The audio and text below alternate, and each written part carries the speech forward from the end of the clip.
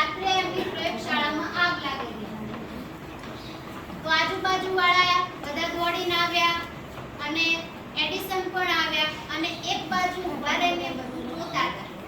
એમની પત્ની આવી, એમને ઘણો આઘાત લાગ્યો અને એમને આશ્વાસન આપતી હતી, પણ એમની પત્નીએ એડિસન સામે જોયું તો એમના ચહેરા ઉપર કોઈ પણ જાતની નિરાશા, દુઃખ એમને જોવા મળ્યું નહીં.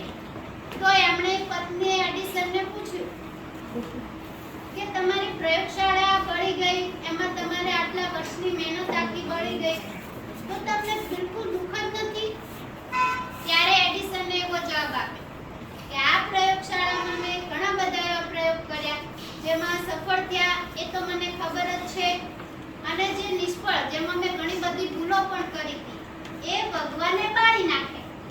એટલે મારી બધી ભૂલો ભગવાને બાળી નાખી. એમણે